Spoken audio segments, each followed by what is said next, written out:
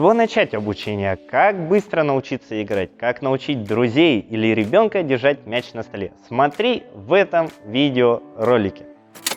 Если ты впервые на моем канале, меня зовут Иван Толмачев. Я специализированный тренер по настольному теннису. На этом канале ты узнаешь все, что поможет тебе улучшить свою игру. Поэтому ставь лайк, ставь колокольчик и подписывайся на мой канал, чтобы не пропустить новые выпуски каждую неделю. Как можно быстро научиться играть или научить друга играть в настольный теннис, если он никогда не держал ракетку в руках? На самом деле очень просто. В этом видеоролике я покажу, с какого элемента начинается обучение и в какой последовательности. Поэтому, если вы захотите самостоятельно поиграть с ребенком или другом и научить его играть, это видео вам поможет. Первое. Мы разберемся с хваткой ракетки и стойкой. Хватка у нас подбирается следующим образом. Берем ракетку в левую руку за лопасть и обхватываем ее правой рукой за ручку. Указательный палец с одной стороны, большой с другой, а все остальные пальцы обхватывают ручку. Стойка. Ноги чуть шире плеч и слегка согнуты. Левая рука согнута. Наша базовая позиция готова. Теперь начинаем изучать элемент. С какого элемента начинаем? Мы начинаем с толчка слева. Во-первых, это самый простой элемент. Во-вторых, он сразу начинает получаться. И в-третьих, если у ребенка получается, ему становится интересно играть. А если ему показывать сложные элементы, то обучение затягивается и ребенок теряет быстро интерес. Это также применимо и ко взрослым. Если вам интересно, как заинтересовать ребенка играть в настольный теннис, пишите в комментарии. Начинаем обучение толчку слева. Исходная позиция у центра стола. Ноги параллельно, согнуты примерно под углом 45 градусов, чуть шире плеч. Левая рука согнута и не болтается. Правой держим ракетку левой стороной. Указательный палец впереди смотрит на сетку. Носик ракетки смотрит в сторону, кисть и локоть на одной высоте. Замах. Локоть двигается немного назад к телу, кисть неподвижная, ракетка полностью открыта. Удар. Локоть двигается вперед, рука немного разгибается. Задача попасть центром ракетки в центр мяча в наивысшей точке отскока. Окончание. Остановить руку, кисть неподвижна, ракетка в открытом положении. Удар визуально выглядит, как будто мы пилим что-то пополам. Играйте с образами, это помогает лучше запомнить движение. Это была техника выполнения. Теперь как нам последовательно освоить удар? Начинаем с подводящих упражнений. Подводящие упражнения. Первое. Перекат мяча для большого тенниса. Чтобы лучше почувствовать сопротивление мяча с ракеткой, необходимо поделать движение с тяжелым мячом, чтобы легче было прилагать усилия во время контакта. Упражнение номер 2. Положить ракетку по центру стола и провести руку и мяч по одной линии. Это необходимо, чтобы лучше управлять ракеткой на протяжении всего движения.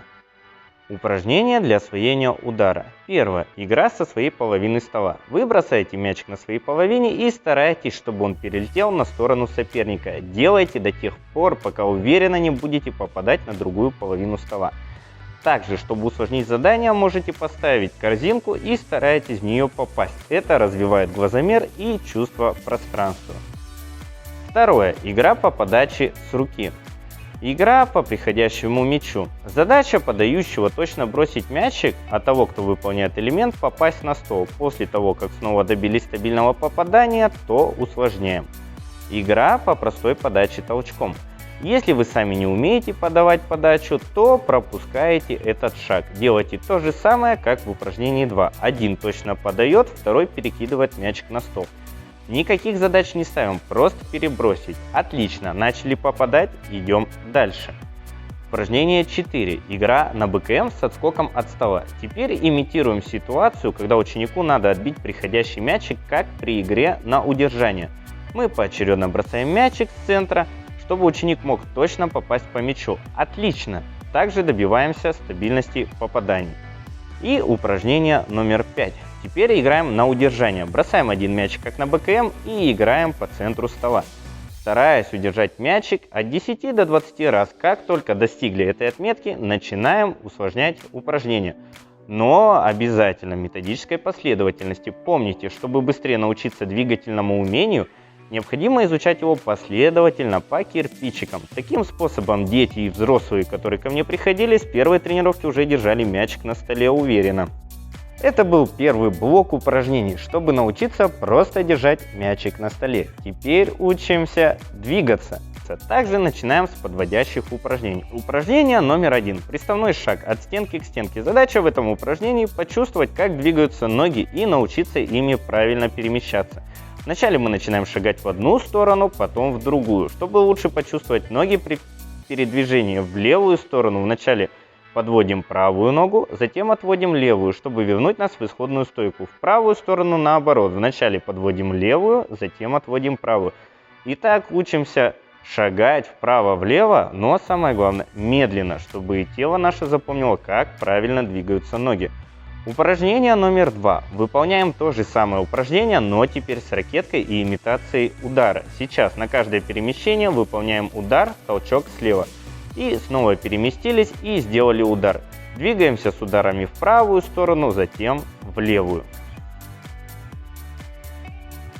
Упражнение за столом. Сейчас обращаем все внимание, что удар должен быть по центру от нас, на уровне живота. Не справа, не слева, а точно по центру.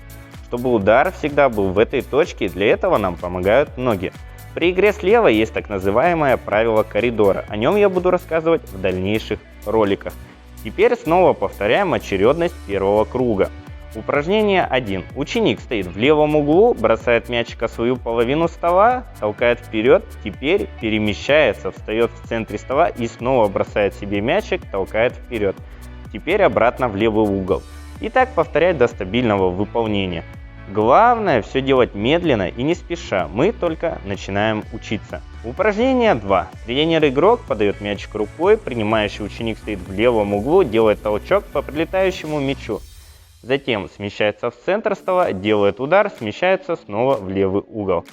Упражнение 3. То же самое, только тренер-игрок подает подачу ракеткой.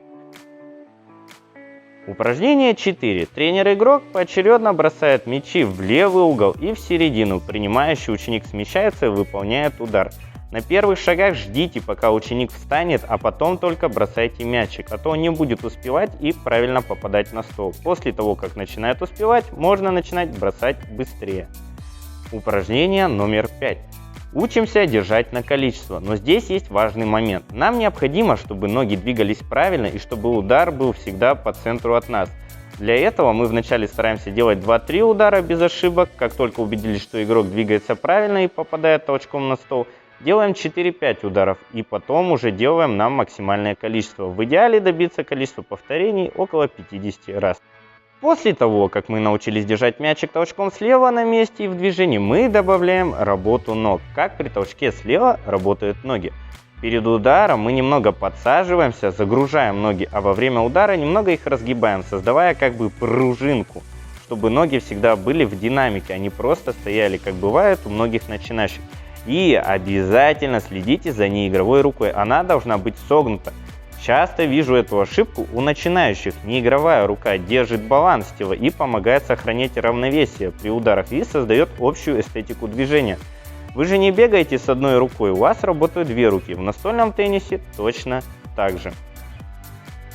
Снова пропускайте это через 5 упражнений. После этого сформируется двигательное умение. Потом учимся играть по диагонали и по прямой из левого угла. Это было краткое руководство, как научить друга или ребенка играть, когда мы только пришли в настольный теннис. Если вы хотите больше знать о методике обучения, то подписывайтесь на мой канал и пишите в комментарии, что думаете об этом. Если тебе оказалось полезным это видео, ставь лайк, ставь колокольчик и подписывайся на мой канал, чтобы не пропустить новые выпуски каждую неделю. Также делитесь видео и каналом с друзьями. До встречи!